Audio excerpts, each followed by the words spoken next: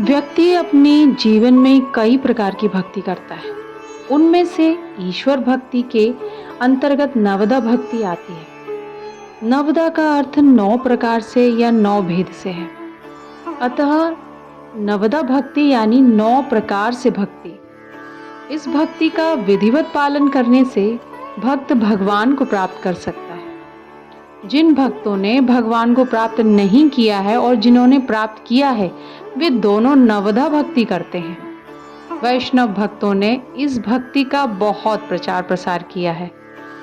नमस्कार दोस्तों, मैं हूं अनीता और आज का मेरा वीडियो नवदा भक्ति क्या है इस पर है।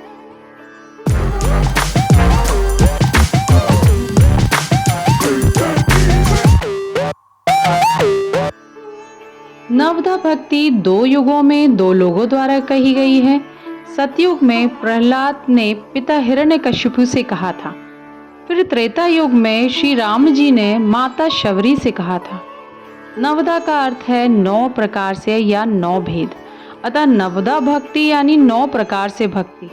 श्री राम जी की 9 प्रकार से भक्ति प्रहलाद जी द्वारा कही गई 9 प्रकार से भक्ति से थोड़ा सा भिन्न है। नवदा भक्ति रामायण श्री रामचरितमानस के अरण्यकांड में है। जब माता शबरी ने कहा कि मैं नीच अधम मंदबुद्धि हूँ, तो मैं किस प्रकार से आपकी स्तुति करूं? तब श्री राम जी ने उनसे कहा कि मैं तो केवल एक भक्ति का ही संबंध मानता हूँ।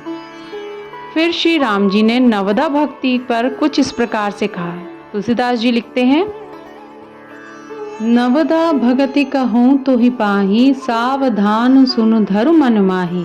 प्रथम भगति संतन कर संगा, दूसरी रति मम कथा प्रसंगा। अर्थात मैं तुझसे अपनी नवदा भक्ति कहता हूँ, तू सावधान होकर सुन और मन में धारण कर। पहली भक्ति है संतों का संग और दूसरी भक्ति है मेरी कथा प्रसंग में प्रेम।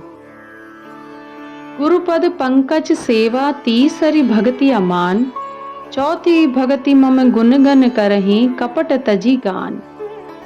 अर्थात तीसरी भक्ति है अभिमान रहित होकर गुरु के चरण कमलों की सेवा और चौथी भक्ति है कि कपट छोड़कर मेरे गुण समूहों का गान करना। गुरु के चरण कमलों की सेवा करना यह तीसरी चरण सेवा भक्ति है। चौथी भक्ति गुण समूहों का गान यानी कीर्तन भक्ति है। मंत्र जाप मम दृढ़ विश्वासा, पंचम भजन सो वेद प्रकाशा। छठ दम शील विरति बहु कर्मा, निरत निरंतर सज्जन धर्मा। अर्थात इसका अर्थ है मेरे मंत्र का जाप और उसमें दृढ़ विश्वास, यह 5वीं भक्ति है जो वेदों में प्रसिद्ध है। छठी भक्ति है इंद्रियों का निग्रह, शील बहुत कार्यों से वैराग्य और निरंतर संत पुरुषों के धर्म के आचरण में लगे रहना। सातव सममोहि मैं जग देखा, मोते संत अधिक करि लेखा।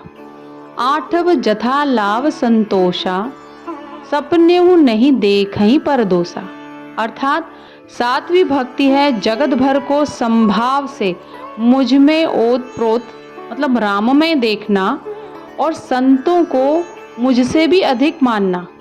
8वीं भक्ति है जो कुछ भी मिल जाए उसी में संतोष करना और स्वप्न में भी पराये दोषों को न देखना।